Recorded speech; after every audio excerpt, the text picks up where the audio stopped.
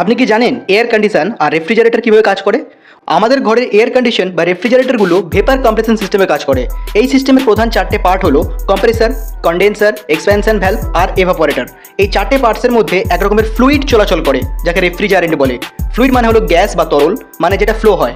এই রেফ্রিজারেন্ট গ্যাসটা ওই চারটে পার্টসের মধ্যে থেকে চলাচল করার সময় বিভিন্ন টেম্পারেচার আর প্রেশারে নিজের অবস্থা পরিবর্তন করতে থাকে, কখনো গ্যাস আকারে, কখনো তরল, আবার কখনো ভেপার মিক্সচার।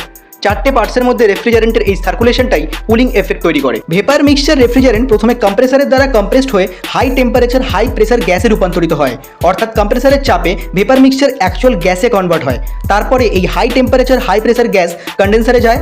কন্ডেন্সার হলো আউটডোর ইউনিট, যেটা আপনার ঘরের বাইরে থাকে। এখানে গ্যাসের হিটকে রিমুভ করে লিকুইডে কনভার্ট করা হয়। এর মানে কন্ডেন্সারের বড় ফ্যানটা রেফ্রিজারেন্ট গ্যাসকে ঠান্ডা করে লিকুইড রেফ্রিজারেন্টে পরিণত করে। কন্ডেন্সার থেকে তৈরি হওয়া medium temperature high pressure liquid refrigerant expansion ভ্যালভে যায়। এক্সপ্যানশন ভ্যালভের ছোট ছিদ্র দিয়ে লিকুইড পাস করার সময় এর ভেলোসিটি অনেক বেড়ে যায়। বার্নৌলি প্রিন্সিপালের কারণে ভেলোসিটি বাড়লে প্রেসার কমে যায়, আর হঠাৎ এক্সপ্যান্ড হওয়ার কারণে টেম্পারেচার এক ধাক্কায় অনেকটা কমে যায়। যে কোনো রেফ্রিজারেন্টের মেন প্রপার্টি হলো এদের বয়েলিং পয়েন্ট অনেক লো থাকে, মানে কম টেম্পারেচারেই বয়েল হতে শুরু করে। লো টেম্পারেচার লো প্রেসারের এই লিকুইড রেফ্রিজারেন্ট প্রবেশ করে এভাপোরেটরের ভেতরে। এভাপোরেটর হলো ইনডোর ইউনিট, যা আপনার ঘরের ভেতরে থাকে। এখানে এই ঠান্ডা তরল রেফ্রিজারেন্ট আপনার ঘরের তাপ শোষণ করে বাষ্পে বা ভেপারে পরিণত হতে থাকে।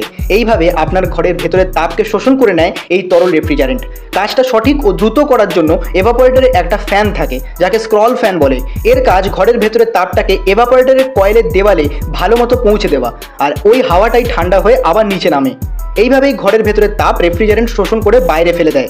এভাপোরেটরের তাপ শোষণ করে যে ভেপার তৈরি হয়েছিল, সেটা আবার কম্প্রেসারে চলে যায় হাই টেম্পারেচার হাই প্রেসার গ্যাসে কনভার্ট হওয়ার জন্য।